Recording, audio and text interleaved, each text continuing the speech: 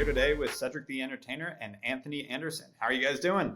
What's up, Eric, man? How are you, brother? Good to have you on. Anthony, always good to see Yeah. you. Good myself, Eric. Awesome. So to take it all the way back, I assume like you're in the delivery room, Cedric. You're born the day you're born. You come out, you just start cracking jokes and making some barbecue, right? It just started right there. Yeah, I mean, it was. I think it was actually in that order. I told some jokes. Everybody started laughing, and I said, "You know what, guys? Let me throw something on the grill." Perfect. And as a baby, that was it. I was just known to throw celebrations from there on out. Dream of They used to appearance. call me "said the celebration" before the entertainer. Perfect. And Anthony, how about you? You start getting everyone laughing in the delivery room. How'd it start? It started in preschool. The principal of the school kept calling my house, asking my parents if they stop bringing me to barbecues at such an early age because the smoke would probably kill me. Not knowing that as a small toddler, I was in the backyard smoking the meats myself. So that's all began for me. Perfect. Yeah, Cedric, starting from the beginning, where are you from? Where did it all start? I grew up in the small town of Caruthersville, Missouri, right at it's the Boot Hill of Missouri, right at the Arkansas border, Yep. Tennessee border. And, family, full family, grandmothers, cousins on all the sides. And then eventually moved to St. Louis when I was about 10 years old. And so grew up mainly high school years, everything from St. Louis. So I represent both places in a real way. I call Caruthersville my home, and I call St. Louis my home. Because those true formative years, those high school years, is when I lived in the city of St. Louis. And on that note, like, what did your parents do? Like growing up, how was childhood? Like what you were exposed to as a kid? Yeah, my mother was a school teacher for over 30 years, a reading specialist. Went on to get her master's and eventually higher education. And my father worked for AT&T for many years, but they were separated. I mainly grew up in a single parent household with my younger sister. So, that was my exposure. Of course, a lot of family around there, uncles, cousins. My mother was a person who kind of dreamed big and, always wanted to get out of that small town she was in. So she kind of manifested that as in us. We traveled quite a bit as kids, getting in the car, going places, flew on airplanes pretty early in my life because my mother was one of those people that aspired to see life, mainly from her reading that she would love to read about places and like, oh, we're going there. I'm showing my kids this, Awesome.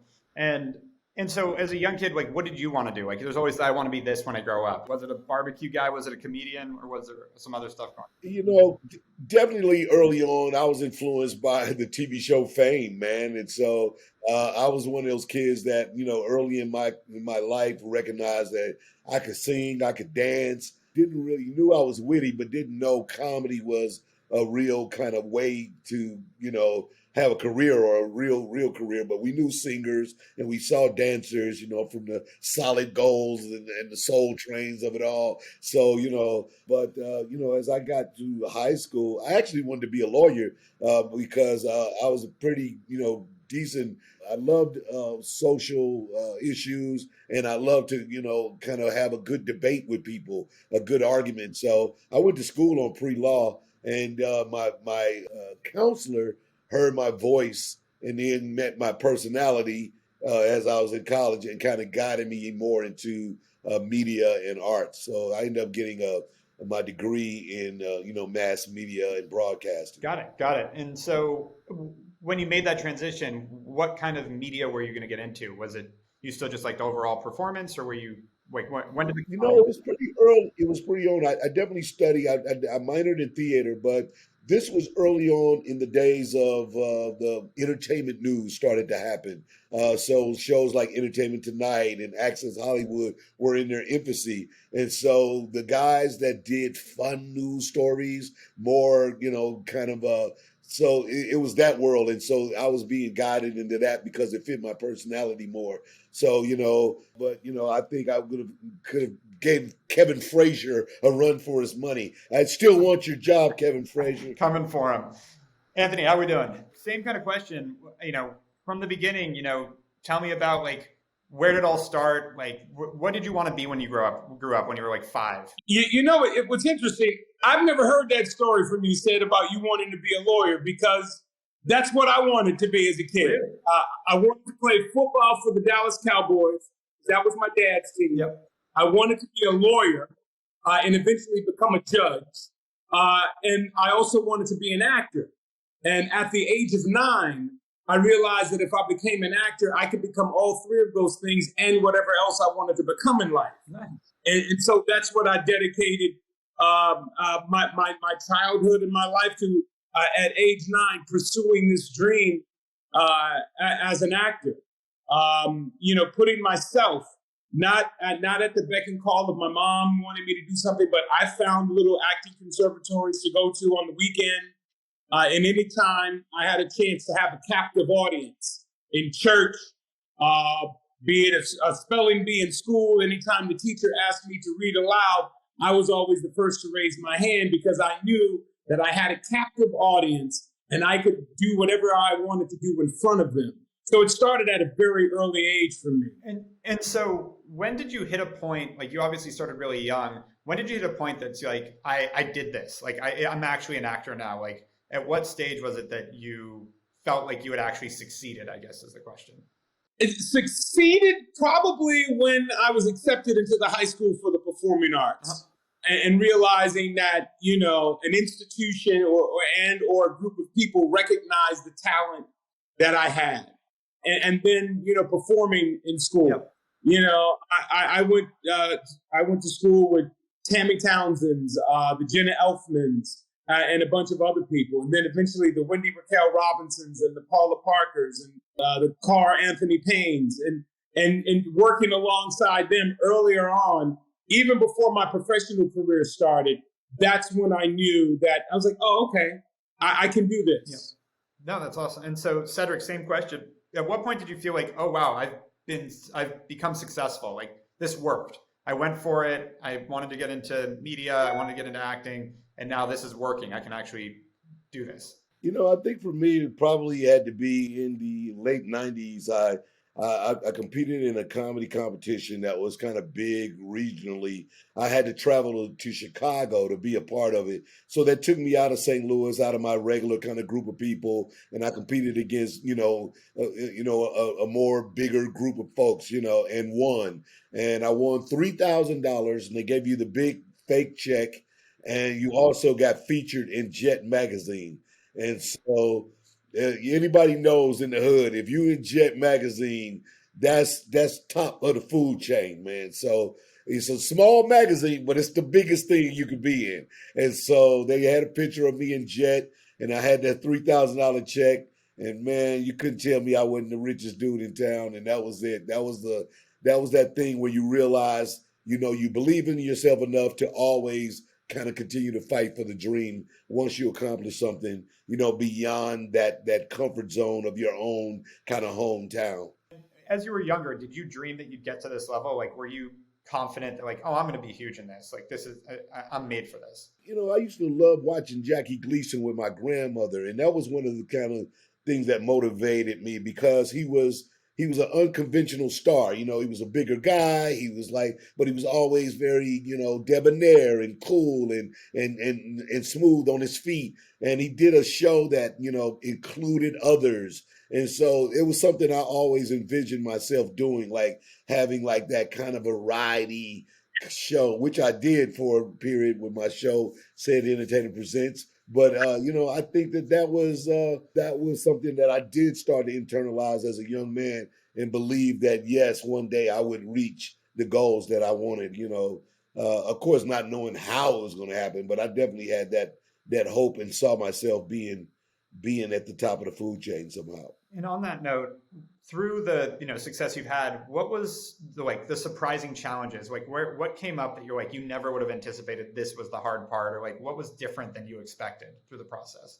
Well, I think, for the most part is self-doubt. Once you get some success and you start to believe that success, but if you hit any kind of slowdown period, You hit anything that kind of somebody denies you when everything's been going well, and someone goes like, "No, you're not our guy." Then self-doubt kicks in. It is an interesting thing when you're having success, and then someone gives you a reason to call for pause, and that pause is sometimes more devastating than not believing at all. Yep. So, I think that it was those moments in a career where you have to continue to fight, continue to believe, continue to trust that the things that you've done to get you there will continue to lift you up, long as you have that great work ethic and belief in yourself.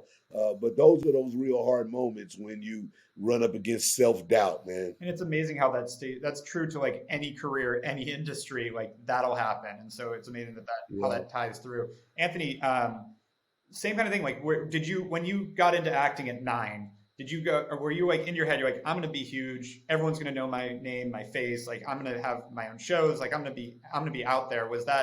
Did you have that in your head the whole time? Were you hyper confident getting into it, or how did you think about it? No, I had to believe and dream this big in order for it to happen. Because if you don't see it, and then you don't believe it. If you don't believe it, you don't see it. So I always had dreams of grandeur, being at the top of the food chain in my craft. I don't think I've even gotten there yet, but I'm on my way. And just to piggyback on what said, self-doubt can be the worst thing to you and be detrimental if you give into that. But and this is all subjective. This is what I tell young actors and just people who want to get into the entertainment. I was like, it's all subjective. So you can't let that one person sitting across the desk from you determine what your wealth and your career is going to be.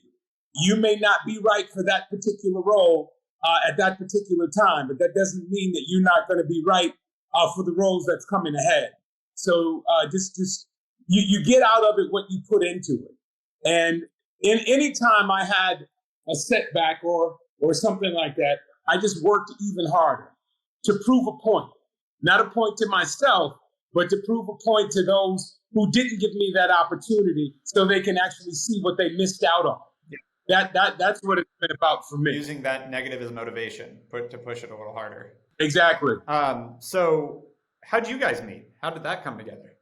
We were trying to tell this story for the longest, and it's one of these things that we know was probably, the late 90s. I came to Los Angeles in 94.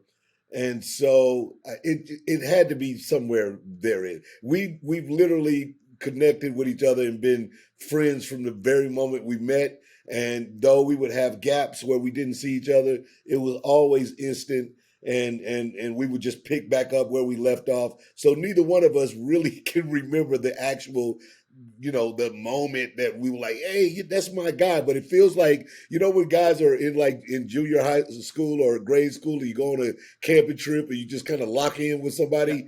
That was it. Me and Ant, that was my guy. That was it. That's how we rock. Yeah, there was just synergy between us from the beginning. And, we've known each other, 20, 25 plus years. And it's just crazy. Even though we know each other, we know what each other is all about. I learned something new, just like I'm sure said, learned something new for me as the days go on. I never knew he was a huge fan of Jackie Gleason. I grew up idolizing Jackie Gleason. Our company, AC Barbeque, has the moniker Husky and Handsome and Husky, because I always gravitated towards the bigger dudes because I was a big dude. I was like, yo, he's dope. He's putting it down. He can sing. He can dance. He's fly. He's talented. He commands the room in every room, in every place that he goes. And then for me to meet someone like Ced, who embodied all of those things that I just said and embodied everything that I thought of myself, it was just an automatic a connection between the two of us. And we can't remember, where we met. All we know is that we've been friends for as long as we can remember. Yeah. Love it. And so on that note, how did AC Barbeque come to be? Did you guys have a bunch of other things you tried to start together over the years? Or was this like, we finally got to team up and do something? Like, how did that come about? You know, it's a combination of. I mean, we're golf enthusiasts with a group of other friends that we have: George Lopez, Don Cheadle, DL Hewley, Chris Spencer. And this is a group that we kind of hang, and so we try to do a little fun tournament with each other. These are things that we would travel and do and spend time, and then on those trips. Anthony and I, we rent the house and hang out, and Anthony and I would often be the ones that be cooking the meals, and having a good time and laughing with each other, just making food for everybody. And so when the idea of doing something like that brought that celebration together, which is grilling, which we all kind of grew up knowing that throwing a backyard barbecue, having everybody come over and cook is what we really celebrate about each other and our culture. This idea started to really catch the wheels, and we just kind of locked in, found some great partners, and has been really blessed that it was something that was really true to us and our personalities, and then turned into this great business opportunity. Awesome. And it tastes great. I'm fortunate enough to have tried it. Now it's out. It's out in Walmart, Yeah, right? yeah. There we go. Yeah, Perfect. almost 2,300 stores at Walmart, going strong. So we're excited about that. Love it. So huge, man. We went down to Bentonville, did the big announcement. So much support from the corporate side and the associates. So we're looking forward to people really getting in their homes this summer. So be sure to go out and grab it. Follow us on all our social media at AC Barbecue. We spell it out right now, BARBEQUE. So know that you got to spell it to people. People don't really like to go to letters anymore. Exactly. And so last couple questions, guys. What's next for you? Like what, you've built this barbecue empire, you've done so well on the entertainment side. What do you think's coming next down the pike? I'll start with Anthony. Well, because of the success of AC Barbecue, I'm looking at buying a space shuttle. Yeah. Everybody's thinking about, it's like, oh, I got to get a jet. I got to get this G5. I'm trying to buy a space shuttle, Okay. to get me from point A to point B. That'd be pretty quick. Yeah. But no, just the success of what we're doing with the show, Kings of Barbecue, hopefully, me and my mother's travel show will take off. Tripping with Anthony Anderson and Mama Doris, about to go off to South Africa and shoot a film with Viola Davis, and hopefully bringing our game show back to tell the truth. So it's a lot on my plate right now, but it's exciting. Love it. And Cedric, how about you? What's next? Yeah, same here, man. We're going into the sixth season of The Neighborhood. Very exciting that I have 2 shows that I produce on Bounce Network as well. Steady growing, producing, creating shows for others. That's my big thing right now. I got a lot of young comedians that we have coming through the pipeline where we're developing and creating for them with my company, Bird and Bear Entertainment. And of course, the Kings of Barbecue is growing. Anthony and I, we're already developing so close of creating the Tesla of barbecue grills. So, at this point, we just want you to plug in and grill, guys. We don't need you to do coals and worry about burning yourselves. Elon Musk is not the most innovative person. And then we'll get our rocket. Yep. Then we'll get our rocket. Last question. You guys have given a little already, but one piece of advice you'd give to someone trying to pursue their dreams, each of you, like something you learned, something you wish you were told. What would be that one thing if someone said, how do I get there? Work hard. Never let anyone out there determine your value or your worth.